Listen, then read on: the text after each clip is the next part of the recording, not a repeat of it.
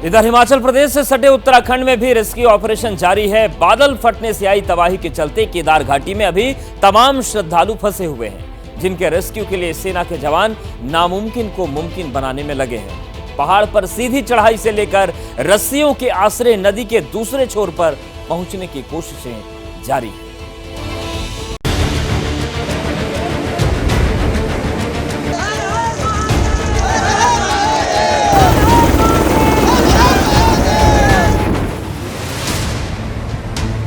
नदी की तेज धार को रस्सियों के आसरे पार करते जवान।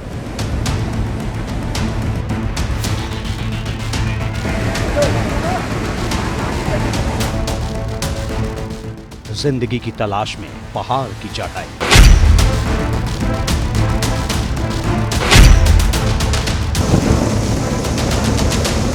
पहाड़ों के बीच हेलीकॉप्टर की उड़ान।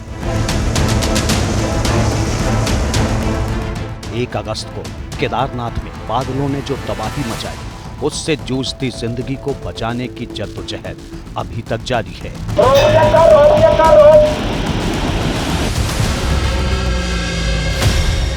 बादल फाड़ तबाही का सबसे ज्यादा असर भीमबली और लिंचोली में हुआ है, जहां अब भी कई लोगों के फंसे होने की खबर है।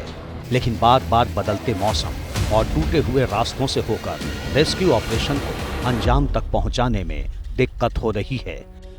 ऐसे में अब सेना के जवान एक पहाड़ के रास्ते ऊपर चढ़ने की कोशिश कर रहे हैं, तो दूसरी ओर रस्सियों के आसरे अस्थायी पुल का निर्माण किया जा रहा है, ताकि नदी पार कर दूसरी तरफ पहुंचा जा सके। सोनप्रयाग और गौरीकुंड के बीच सेना के जवान नामुमकिन को मुमकिन बनाने में जुटे हैं। तस्वीरें आपको दिखाते हैं कि किस तरीके से लगातार जो है आर्मी के जवान यहाँ पर एक टेम्परेरी ब्रिज बनाने की तैयारी कर रहे हैं।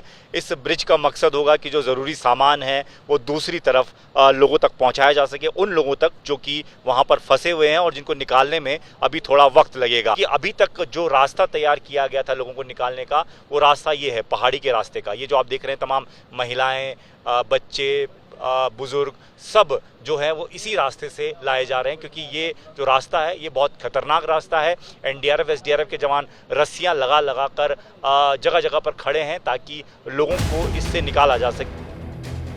केदार घाटी में आई तबाही में फंसे श्रद्धालु और पर्यटकों को सुरक्षित निकालने के लिए एनडीआरएफ और एसडीआरएफ के जवान हर संभव कोशिश कर रहे हैं। एनडीआरएफ और एसडीआरएफ को सेना की मदद मिल रही है, जबकि मलबे में दबे लोग और शवों की खोज के लिए डॉग स्क्वाड की तैनाती की गई है, जो मलबे और दूर तक बिखरे पत्थरों के नीचे जिंदगी तलाश रहे हैं। यही नहीं, जैसे जैसे मौसम ठीक हो रहा है, हेलीकॉप्टर्स ने भी ऊपरी इलाकों के लिए उड़ान भरना शुरू कर दिया है। इस वक्त की तस्वीर आप देख रहे हैं कि जिस हेलीकॉप्टर से लगातार लोगों को रेस्क्यू किया जा रहा है, उसी हेलीकॉप्टर से अब स्निफर डॉग को भी आर्मी के जवान जो हैं वो ऊपर लेकर जा रहे हैं। ख़ास तौर पर भीमबली लिंचोली के पास, जहां पर ये हादसा हुआ, जहां पर बादल फटने के बाद पूरा रास्ता टूट गया और ज़्यादातर लोग जो हैं इसी इलाके में फंसे हुए हैं। अब आप तस्वीरों में देख रहे हैं कि किस तरीके से अलग अलग तरीके से रेस्क्यू ऑपरेशन चलाया जा रहा है। एनडीआरएफ एसडीआरएफ पुलिस की टीम तो है ही, आर्मी ने भी मोर्चा संभाल लिया है। टेम्परेरी ब्रिज बनाने के साथ साथ आर्मी जो है स्निफर डॉग की मदद से भी लोगों को निकालने का काम करेगी। बादल फटने और तेज बारिश से केदार घाटी, गौरीकुंड और सोनप्रयाग में कई रास्ते टूट गए। कहीं मलबा आने से रास्ता बंद है। मलबा आने से चीड़बासा हेलीपैड भी कई दिनों से बंद था, जिसे काफी मशक्कत के बाद एसडीआरएफ के जवानों ने खोल दिया है। यहाँ एक पहले से ही बना हुआ हेलीपैड था, लेकिन लैंडस्लाइड यहाँ हो गया था, जिसके कारण से इस हेलीपैड में बहुत सारे पत्थर आ गए थे, जो बड़े पत्थर भी थे। इसके कारण से ये फंक्शनल नहीं था। यहाँ के हेलीपैड को हमने क्लीन किया, इसके जितने बड़े पत्थर थे सब बाहर किए इससे, और हेलीपैड को हमने जो यहाँ टूरिस्ट फंसे हुए हैं उनको वापस सुरक्षित स्थान पर ले जाने के योग्य बना दिया। और यहाँ से अभी हेलीपैड की सॉर्टी शुरू हो गई है और रेस्क्यू कार्य प्रारंभ हो गया। सोनप्रयाग, गौरीकुंड और मुनकटिया में पहाड़ मार्ग से हो रहे रेस्क्यू ऑपरेशन के जरिए एसडीआरएफ के जवान 1000 से ज्यादा श्रद्धालुओं को बाहर निकाल चुके हैं, जबकि करीब 400 यात्रियों को केदारनाथ से लिंचोली के लिए रवाना करने की खबर है। इन सभी को लिंचोली से एयरलिफ्ट किया जाएगा।